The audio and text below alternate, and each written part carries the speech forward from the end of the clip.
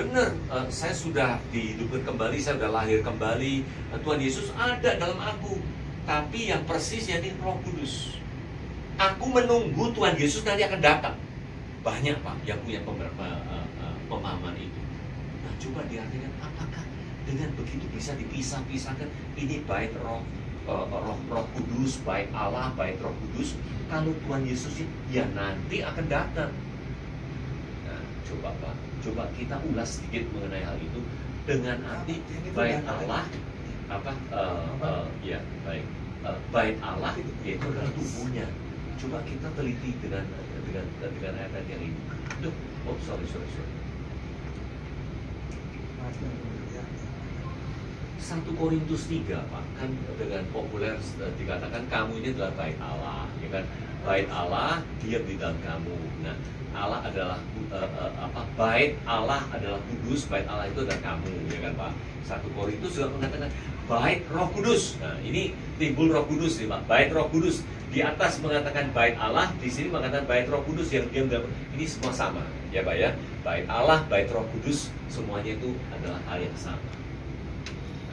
Coba di dalam Efesus 2 ini ayat yang terkenal ini kita akan sering ngomong, sudah dibangun atas para rasul dan para nabi ajarannya itu Kristus sebagai batu penjuru.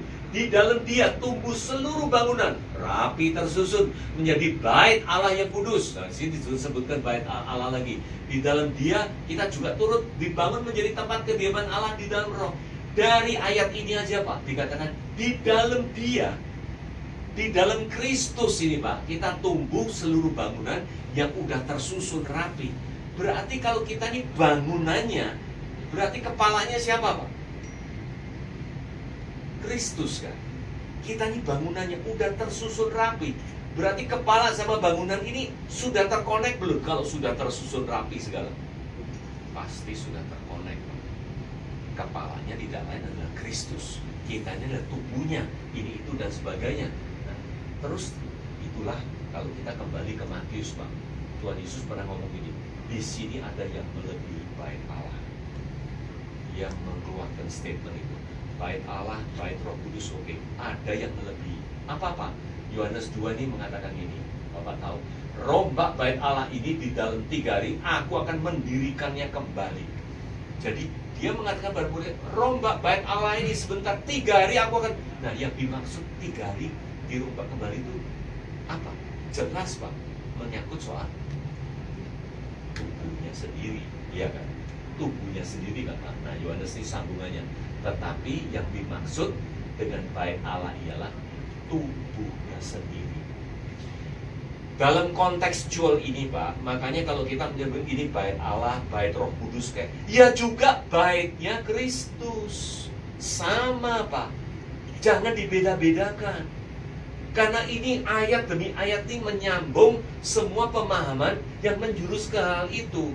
Tidak heran tadi Efesus sudah tersusun dengan rapi, kepalanya itu adalah Kristus, kita ini adalah tubuhnya. Ya benar memang, yang dibangun ini adalah tubuhnya sendiri, tidak lain. Yang diuraikan oleh Paulus yaitu bait Allah, bait Roh Kudus, macam-macam. Tapi diawali dengan Yesus punya statement di sini dengan bait Allah, yaitu tubuhnya sendiri ini. Gitu kan Pak? Jadi supaya kita terkonek semuanya ini, tidak dipilah-pilah, tidak di ini itu dan yang lain-lainnya itu. Bahkan di Wahyu 3 ini mungkin nanti bisa lebih jelas. Di sini dikatakan Yerusalem baru, namaku yang baru, yaitu bait suci Allahku ini. Ini semua menyangkut ke Yerusalem baru, namaku yang baru. Nanti mungkin bisa dihitungkan lebih jelas, ya kan? Nah, di Wahyu terakhir dikatakan Pak, aku tidak melihat bait suci di dalamnya. Kenapa? Karena kita ini adalah baitnya sendiri, gitu kan Pak? Makanya diuraikan udah nggak ada bait-bait sucinya lagi.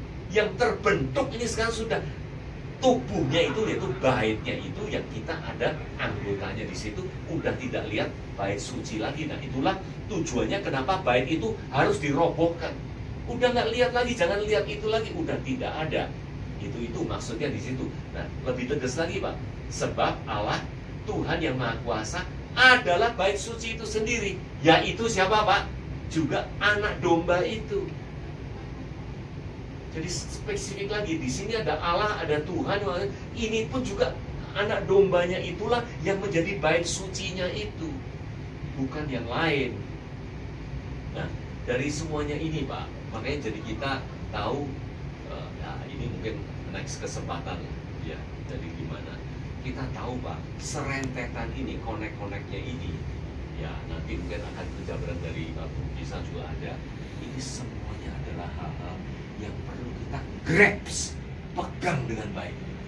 Benar-benar ini adalah sesuatu insight yang perlu kita ketahui, dan untuk menjadi dasar dari pemahaman kita ini, bahwa Kristus is in me, sudah datang, sudah hidup, dan menghidupi aku, dan menyatakan diri, memanifestasikan diri di tengah-tengah kita orang percaya.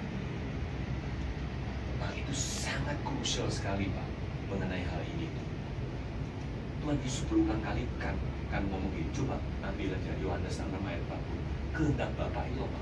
Kehendak Bapa tidak lain yaitu supaya orang percaya akulah yang diutus dari Bapa. Plus disambung Pak, ayat 40. Dan akulah yang akan membangkitkan pada akhir zaman. Nah, ini kan ada kata-kata dan Pak, merupakan satu keutuhan. Jadi kalau kita hanya mengkhotbahkan percaya kepada Yesus, kepada Yesus, tanpa dengan ayat yang belakang yang mengatakan dan akan dibangkitkan pada akhir zaman, itu missing link-nya besar sekali Pak. Jadi kita membuang satu porsi yang besar. Artinya apa? Kita ini akhir zaman, kalau kita memahami akhir zaman yang benar itu adalah waktu munculnya Yesus mengakhiri yang lama, mendatangkan yang baru itu. Dan kita juga sudah dibangkitkan. Setiap orang beda-beda, tapi sudah dibangkitkan pada akhir zaman itu. Dan sudah terjadi. Kalau ini tidak diberitakan Pak, kita ini di luar kehendak Bapa. Jadi kita hanya mencomot sebagian kehendak Bapa aja, yaitu percaya kepada anak yang diutus itu. Tapi tidak dengan dan pada akhirnya, pada akhir zaman udah dibangkitkan. Ini juga kita perlu beritakan, perlu nyampaikan supaya keutuhannya, kehadirannya Dia yang sudah datang, sudah hidup, itu menjadi bagian setiap orang-orang percaya. Tidak bisa dipenggal-penggal. Oh ini boleh ya, boleh enggak. Oh ini nanti. Karena semuanya akhirnya kalau di luar kehendak Bapa, apa yang terjadi? Matius 7 yang terjadi. Bapak teliti dari ayat ini karena di luar kehendak Bapak, dan bahkan dikatakan di situ apa? Kalau di luar kehendak Bapak itu diklasifikasikan sebagai apa? Orang pembuat kejahatan. Makanya konsekuensinya apa? Aku tidak mengenal kamu, tidak pernah mengenal kamu, enyaklah dari hadapanku. Nah, dari kalau kita memahami ini betapa pentingnya, makanya kerinduan kita Pak, terlepas dari apapun, entah nama atau apa, bukan menjadi kita punya concern. Yang penting kita ingin memberitakan, menyatakan ini semua supaya benar-benar kita on the right track, fine tuning in His glory, untuk kita benar-benar menyampaikan semuanya.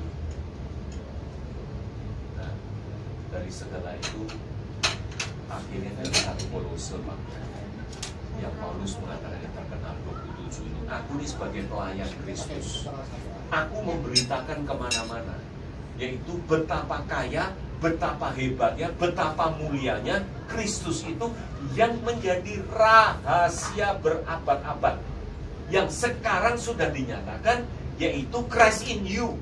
Inggrisnya bagus Pak, Christ in you. Indonesianya yaitu Kristus ada di tengah-tengah kita. Maksudnya dia begitu, untuk diberitakan, membawakan segala hikmat, membawakan segala kebenaran kepada orang-orang yang percaya.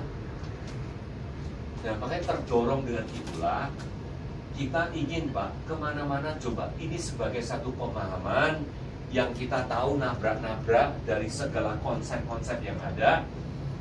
Tapi tidak lain kalau kita meneliti ini, itu, dan lainnya, apa yang bisa dikatakan lain daripada ada yang jelas ini urutannya, ini koneksnya, ini itu dan sebagainya, semuanya merangkum dalam satu pemahaman yang begini ini, gitu Pak. Nah, untuk itulah kita nih semua bersyukur sekali bisa ketemu Bapak, bisa kasih kesempatan, bisa cerita begini ini itu dan sebagainya, untuk supaya ini menjadi satu pemahaman untuk kita teliti, untuk kita sharing, question answer dan sebagainya, supaya kita benar-benar terbuka untuk membangun pemahaman.